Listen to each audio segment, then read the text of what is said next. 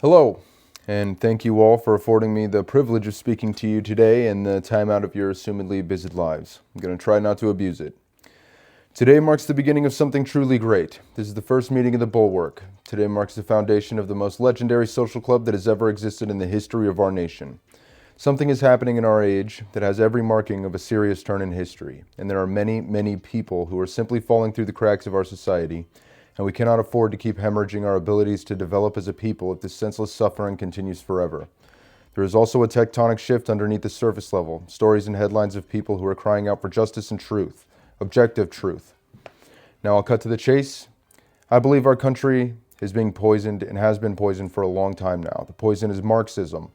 The goal is to overthrow Western civilization as such through the means of arrested development and selling a dishonest ideal and standard to the citizenry which it is always in the process of ravaging. I believe it is our duty to fight this toxic and contagious evil and bring our people back to their senses. Socialism without internationalism. Nationalism without uncontrolled capitalism. I follow a doctrine followed by many great and honorable men, and that doctrine, my friends, is National Socialism.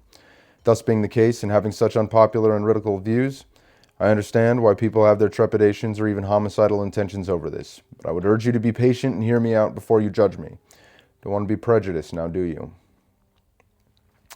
First things first, let me tell you what I am not. We are not fascists, we're not Germans, we're Americans. We're not just like full of hate, dude.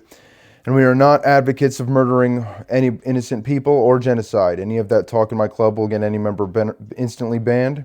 We don't advocate the murder of any innocent people whatsoever. Rather the opposite. We don't believe in gassing the Jews or lynching the blacks. We believe in eugenics insofar as we think it's a good thing in general for people to keep racially pure, and race mixing is less than ideal. Trust me, I realize the irony of me saying that personally, because I'm part Mexican and I look mostly Mexican, which just demonstrates that I personally happen to be mixed race, but half my family is white.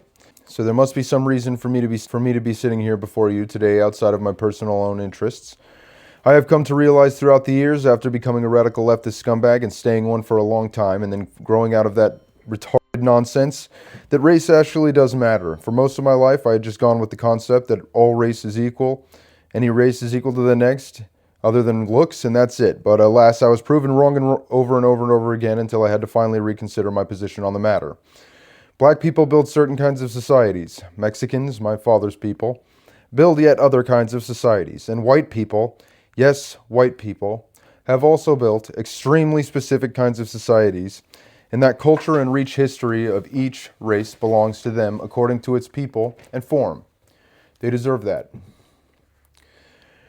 Recent governing over our institutions has now emerged as the largest threat to the continuation of that long history of generations handing off their works, knowledge, wisdom, hobbies, relational dynamics, political faith, and actual religious faith. All these things used to be passed on from generation to generation, from them to the next, to build, so on and so forth. And this threat is now erasing the chain of humanity spread throughout that timeline of history that brought you into this world by replacing old facts with the new, and repeating them so often that they can convince an entire society to believe them. One of many facts that will not be permitted to be dragged into dispute is that America was built by white Christians, and that it was by the blood of brave white men that this fantastic country was forged. It was also almost all white men who fought and died to end slavery, and we refuse to have that discounted by the fact that they, like everyone else on earth, practiced slavery. This is a narrative built to convince people of a perma state of oppressor versus oppressed. The ideals of those founding white Christian men and women had, and yes, it is important that I mention that, will live vividly in the front of the mind of every man and woman in the club. We will have our own traditions and greetings and axioms that will align with and be built upon those of our forefathers, so as to preserve our American culture and way of life. Now let's dive into the ethos a bit here. Our nation is much like a body, and if a body is ill, we can find ways to cure it. If someone gets in the way of administering the cure, it is the duty of the body to find a way to bypass that interceptor. This is how we do that. We have heard endlessly that diversity is our greatest strength. That's a lie. Diversity is only a strength when it is accompanied by unity, and if it is not, diversity by definition means decomposition. If we have a national body, we can allow for diversity only until that diversity starts to turn against the fundamental pillars of what holds up the national body, for then it becomes a cancer and must be eradicated from the public discourse and marketplace of ideas. And that is what is happening now.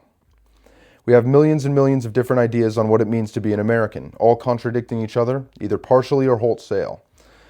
If a nation retains this cancer, the body politic will eventually become unrecognizable as a people, and therefore civil war will ensue. This is when you get things like riots, political assassinations, and low security for citizens. It is our aim to pull America out of this blind suicidal madness and back into a unified understanding of the fundamentals of our nation and people, to save the body by fighting this cancerous growth within. Now we move to racism. What is racism? What does the word mean? If you ask 10 different people, you'll likely get 10 similar answers, and they'll all be wrong. Racism, by definition, has no moral weight to it whatsoever. It is simply the recognition of differences between different breeds of the human species. That neither places a moral value on a person nor establishes them as something apart from human. It simply is. Now to say, they are human beings with a soul given to them by God, and they deserve to be treated as such. Now that is putting a moral value on human beings as a whole, and it's a damn fine value that has kept us alive for thousands of years. Recognizing differences between people is the opposite of hateful. It is the attempt to understand, which is an act of love.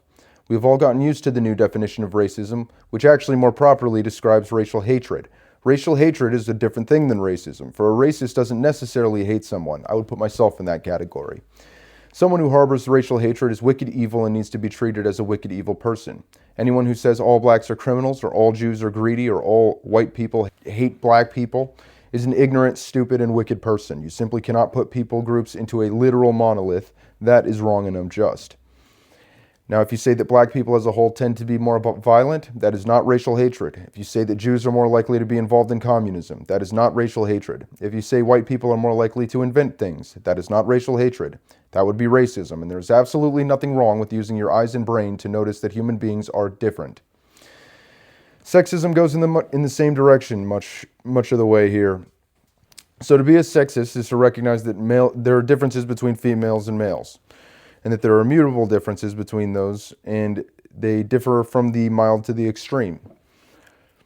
Now remember, so far, we have not put any moral weight on men or women. We are only recognizing differences.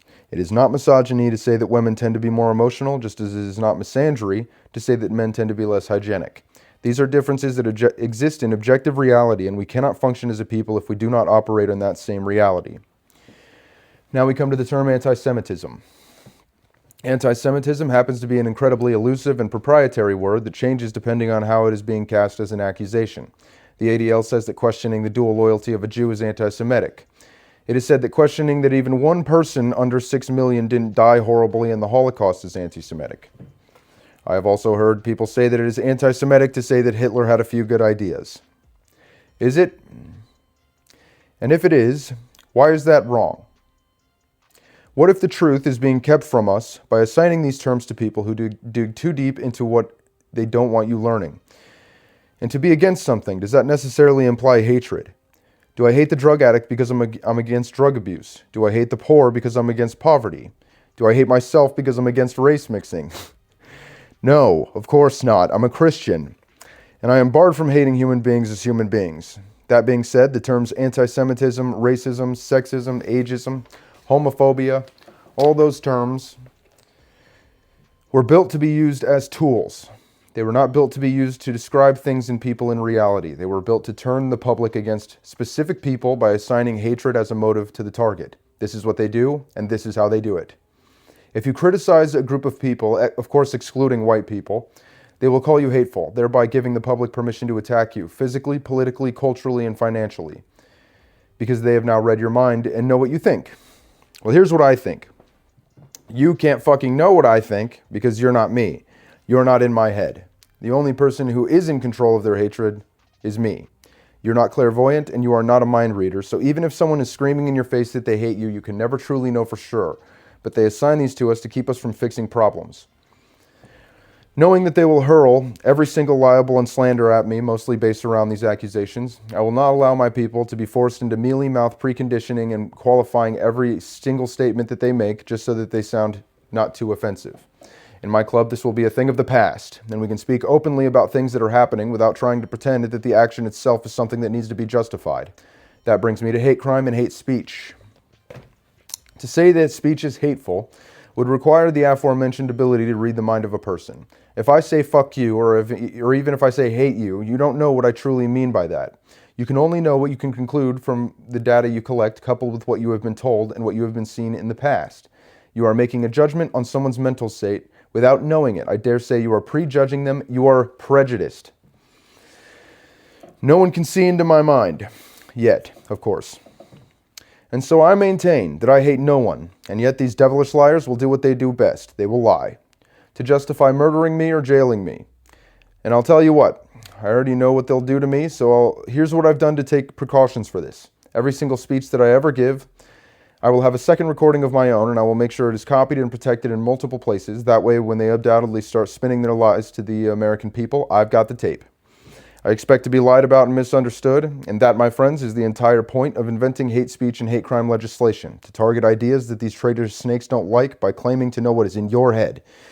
We must pull away from this kind of thinking, or our country will be truly dead and our American way of life will die with it. We seek a new understanding of the American people, a truer understanding, unmolested by the hands of those who seek to destroy our culture by hook or by crook. We believe that history is extremely favorable toward white people and the American spirit. We believe in debate, but let me tell you something, folks. I have debated thousands of liberals, and it is largely pointless. We cannot have a productive discussion about anything if we have to start by figuring out if police are good to have in a society or not, or if a man can become a woman, or if different races have different proclivities said to different race and genetics. And even less so if they threaten to kill you as soon as you bring up a point that makes their tum-tum hurt. So we have baseline rules for our members. Dogmas, one might say. I also want to give a little bit of my backstory. My grandparents on my father's side were legal Mexican immigrants. They came straight from Mexico and they learned American English. They didn't teach their kids Spanish, and they became Americans by serving their nation, not taking handouts, and instead honorably making their way with what little they had in our great nation. My grandfather would go around the neighborhood in Colorado Springs before I was even a twinkle in my father's eye, and he would pick up the recycling for his neighbors, and he'd make a couple extra bucks that way. He was helping in his neighborhood and being a rock to his new American people. I don't hate immigrants. I don't hate Mexicans. I am part Mexican. And I have dealt with cultural racism, but I am not traumatized or butthurt about it because I have learned to encourage people to use their brain and notice differences. I used to think like most people do now. I used to be a liberal. Not just a liberal, I was a radical leftist, and I got churned into and thankfully out of that woke religion, and I now have the authority to speak on matters more than most, having been on both extremes, though I wouldn't really consider myself much of an extremist now. So now that I've cashed in my victim points, we will continue forward with the ethos. We do not care about nationalism for other nations unless it directly involves the interests of our nation. No one cares about Ireland. We are not fighting for Ireland or Zimbabwe. Half our country thinks it's okay to kill people because they harbor unpopular ideas. We are fighting for America right now. We are fighting for American sovereignty and identity, and we aren't afraid to criticize a foreign entity having control over our government, our people, our media, our policies, our regulations, and our traditions. This actually is the oldest tradition we have, overthrowing foreign entities. Because you know what, people? I'll tell you what. We have become a satellite state for Israel. We have become their bitch. And I am not okay with that because Jews hate Christ, and I love Christ. They want an ethno state. If they will not convert out of hating Christ, we are against their ideas, and we will defend our ideas against the inevitable onslaught of hatred from our own captive countrymen as we progress, but we are ready for it. I will not accept anything less than exceptional in my club because we are going to have to be ready to defend ourselves against people who want us dead. They do not want to debate, and we don't want to waste our breath trying to change their minds. We can only put forward our message and know that they will only understand that they think we are there to hurt them. They will not understand that we are not there to hurt them. They only understand violence, and they will use it when they get the chance. So we have to be extremely slow to defense, but if possible. But we will not tolerate being abused in any shape or form. I advocate aggressive self-defense, which is yet another great American tradition. We do not advocate offensive violence. We will have different types of meetings and programs, such as watch parties, where we all watch something educational and pertinent to the movement. Take the time to educate our members on our true history and nation and our own massive vision for the homeland, so that every member of our body within our culture can carry forth the standard with the knowledge and resolve necessary to keep the American spirit alive. We will keep physical activities to keep our members fitness-minded. We will gather together to defend things that need to be defended in our nation should we be called to do so. I was told to be the culture. This is my home. I'm a real working class American, and it is my duty to defend the interest and dignity of my people as Americans above the interests of others if necessary, and that is what this club will aim to do. The creation of this club is necessary in order to become more educated, more intelligent, more functional Americans. Everywhere you go, there is false information, and we are constantly engaged in wars. So the fog of war has people advocating for countries we can't actually know the full truth in the matter in it, because that is how war works. One side lies about the other, and the other side lies back. We must have somewhere in our homeland where we can go to discuss matters without the hang-ups of red herrings, false dichotomies, and bad faith actors. We will operate in phases. Some blending between them will be necessary as the club progresses. The first phase will be a period of consolidation, idea sharpening, and building the foundations of an organized entity and direction. The second phase will be to construct the pillars and stand by them viciously with no regard for any personal loss attached to the defense of our sacred cause. We do not advocate offensive violence. The third phase will be a political action and propaganda output in order to combat the lies of the system that currently keep a boot on the neck of our American youth, that we may teach them truly what it means to be an American from a position of authority as Americans, not dual citizens. Our club will serve as a college of sorts in this way, finding new ways to turn subjects over to the hands of our countrymen intact and consistent. That way they can begin to construct their ideas based on the truth instead of communist lies. We do not have to live in fear of another Holocaust because we are not sheep of the Jews. We do not have to worry about another antebellum slavery period because we are not slaves of the blacks. We are Americans, and we deserve our own say in what happens in our nation because it is our birthright, and no one will be there to stand for it except for us. I do not take the responsibility of president in order to be a tyrant or abuse anyone. My actions as president will not be aimed to restrict, but rather to define and recognize restrictions that we may be unrestricted in our solidarity and move forward. We are forming a body. And in that system, we will have issues that come up as questions A or B. When it comes to decision making, there must be a singular threshold breaker. This is not about me or my ego or my personal ambitions. This is not even about you or your personal interests specifically. It is about American interests. It is about our home. It is about our neighborhoods, your children's home, and the generations to come. It's about way more than anything we could ever gain materially by betraying our national values or remaining indifferent toward this massive collapse. We can't vote our way out of this, and we can't debate everyone into agreeing with us. We have to be the culture. We must have a positive forward vision for our people, a vision of low crime and high wages, a vision of unity and clarity in values and aims. We as National Socialists can provide that vision. We want idealists. We want people who are more afraid of letting their nation sink into a third world than some social pressure and maybe even, yes, some terrorism from our own neighbors. But we will not let them scare us out of preaching what's in here. And I can tell you one thing. No one is going to stop me from telling you what's in here because they threaten to punch me in the nose or because they call me a dirty name. I am not a Superman. I am not rich. I am not the most physically apt American out there, but our movement is not about materialism or force as the ultimate arbiter of morality.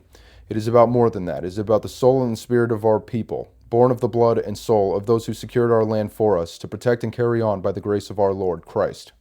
We are not against homosexuals as people. We love them, but we hate their actions, and as far as they advocate for more of their behavior, particularly to children, we are viciously against those people because we believe it to be an affront to nature, unhealthy, and poisonous to a society, much like the opioid crisis or the transgender religion. We will not be told by faggots and black lesbians what it means to be an American because they were not there at the forging of our land and they have no understanding at all on what those men were like, or what those men would like for this great flagship of the world. Through this movement, we will become apex Americans who have true wisdom, true brotherhood, and honest, good old-fashioned grit. We will do this through meeting week after week, pushing each other to learn more and more and expand in ways that we can to bring Americans back to their ability to reason and be around people who don't shit their pants when they hear someone of a certain race using the N-word or the F-slur, because they're American adults with the ability to control their emotions. And that, my friends, is also a part of the American tradition. We will present a new national worldview to Lincoln and a safe space for real Americans who aren't going to be bullied into believing bullshit. It's our country, it's a white Christian country, and we cannot let traitors and liars destroy the spirit of our people. And I won't let that happen as long as I draw breath. Thank you all for listening, and if you have any questions or if you're interested in getting an application, email me at theamericanbulwark@gmail.com, no spaces. And yeah, thank you. Keep fighting, fight harder, get in trouble, get fired, get meaner. Let's go. America first.